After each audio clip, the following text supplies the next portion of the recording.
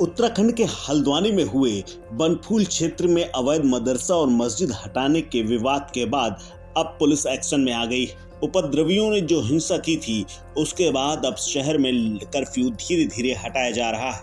पहले पूरे शहर में कर्फ्यू लगा हुआ था, उसके बाद अब सिर्फ बनफूलपुरा में ही कर्फ्यू लगा हुआ है, बाकी जगह कर्फ्यू हटा लिया गया है। नैनीताल जिले के एसएसपी प्रहलाद राय मीणा ने बताया कि अब तक 3 एफआईआर दर्ज की गई हैं, 5 लोगों को गिरफ्तार किया गया है और खास बात यह है कि इस पूरी वारदात और पूरे घटनाक्रम में मुख्य आरोपी अब्दुल मलिक को गिरफ्तार कर लिया गया है। अब्दुल मलिक मास्टरमाइंड माना जा रहा है हल्द्वानी हिंसा का। इसके साथ ही उसका बेटा भी पुलिस के हत्थे चढ़ गया है। इसके अलावा पुलिस ने सपा नेता के भाई को भी हल्द्वानी हिंसा के आरोप में गिरफ्तार कर लिया है। हल्द्वानी हिंसा मामले में पुलिस अब तक 3 मुकदमे दर्ज कर चुकी है। 19 नामजद लोगों के खिलाफ एफआईआर हुई है, उनकी तलाश भी की जा रही है। दरअसल हल्द्वानी के बनफूलपुरा इलाके में हुई हिंसा के मामले में जीशान परवेज, जावेद सिद्दीकी, महमूद आलम, अरशद अयूब को गिरफ्तार किया गया है। ये चारों वही हैं जिन्हें मामले में पुलिस ने हिरासत में लिया था और अब उनसे पूछताछ के बाद उन्हें गिरफ्तार कर लिया गया है। उनसे लंबी पूछताछ हुई और उसके बाद उन्होंने जुर्म कबूल कर लिया है। हिंसा के मुख्य आरोपी अब्दुल मलिक के बेटे ने ही अवैध मस्जिद और मदरसे का निर्माण कराया था। पुलिस के मुताबिक अवैध निर्माण करने वाले मुख्य आरोपी के बेटे को गिरफ्तार करके जेल भेजा गया है। अतिक्रमण हटाए जाने के बाद पूरी घटना को सुनियोजित ढंग से अंजाम दिया गया था। इसके अलावा हालांकि इंटेलिजेंस की तरफ से ये इनपुट दिया गया था कि ऐसी घटना के बाद हिंसा हो सकती है। आपको बता दें, इस हिंसा में 6 लोगों की मौत हुई थी, जबकि बड़ी संख्या में पुलिस, पत्रकार और प्रशासनिक अधिकारी घायल हुए थे।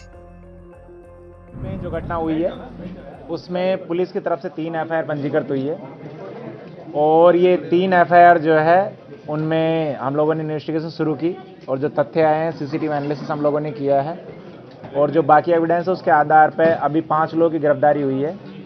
5 लोगों की गिरफ्तारी के बाद में बाकी जो अभियुक्त हैं उनको आइडेंटिफाई करने का काम हमारी टीम ने शुरू कर दिया है और कुछ बाकी जो अभियुक्त हैं उनकी गिरफ्तारी के लिए टीमें लगी हुई है। जल्दी बाकी जो अभियुक्त हैं उनको भी गिरफ्तार किया जाएगा। उसकी गिरफ्तारी सच्चाई क्या है? क्या पुलिस को उसकी तलाश है? क्या वो मास्टरमाइंड है? क्या गिरफ्तार हो गया?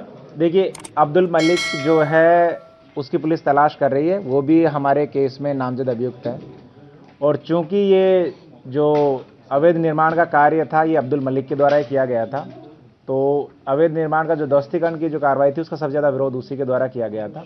इस घटना के रिगार्डिंग जो पुलिस की प्रिपरेशन है और पुलिस का एग्जीक्यूशन है उसके लिए हम लोगों ने एक प्रॉपर प्लानिंग की थी, प्रॉपर एक डिप्लॉयमेंट प्लान तैयार किया गया था, प्रॉपर फोर्स की ब्रीफिंग की गई थी और नैनीताल जनपद की और उत्तराखंड पुलिस की जो उपलब्धता है उसको देखते हुए हम लोगों ने एक अच्छा खासा फोर्स जो है डिप्लॉय किया था और आप लोगों ने देखा भी होगा कि जो अतिक्रमण स्थल है वहाँ से हमारे कर्मचारी और जो निगम के कर्मचारी और बाकी जो लोग हैं वो सुरक्षित वहाँ से निकले थे। हालांकि पथराव वहाँ हुआ था, लेकिन ये जो सेकंड घटनाक्रम हुआ है थाने का घेराव और वहाँ पर जो हुआ है और जो आगजनी हुई है, इसके लिए जो उपद्रवी तत्व हैं उन्होंने एक षड्यंत्र के तहत और चूंकि भारी संख्या में उपद्रवी थे तो पुलिस का काफ़ी हमारा जो फोर्स है और जो मैन पावर है वो अतिक्रमण स्थल पर जो पथराव हो रहा था उसको न्यूट्रलाइज करने में लगा रहा। तो इस दौरान ये घटना हुई, इसके लिए भी हम लोगों ने प्रभावी कार्रवाई की और लगभग आधे घंटे में हमने अपना थाना और जो बाकी शहर उसको कब्जे में लिया और जो डिस्ट्रिक्ट फोर्स है उसने अपने ही बलबूते अपनी जो मैन पावर थी उससे शांतिपूर्ण तरीके से कस्बे में और बनफूलपुरा में जो नियंत्रण है वो भी पाया स्थिति पर। जो ये घटना हुई है उसके बाद में थाने के सामने जो मजिस्ट्रेट के आदेश के बाद फायरिंग हुआ है, उस फायरिंग के बाद वहाँ पे कोई भी डेड बॉडी हम लोगों को नहीं मिली।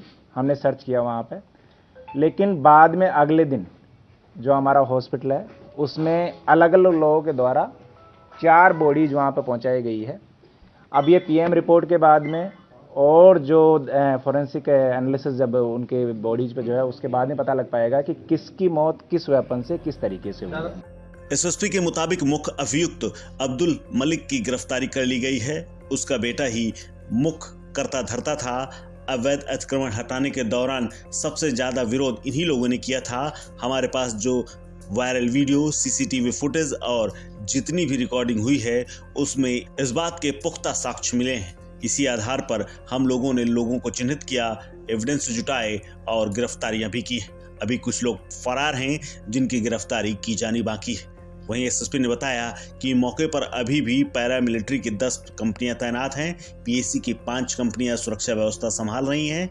इसके साथ ही कुमाऊं मंडल की सभी चौकियों, थानों की पुलिस भी हल्द्वानी में तैनात कर दी गई है। इस खबर में फिलहाल इतना ही। अपडेट्स के लिए बने रहिए वन इंडिया हिंदी के साथ।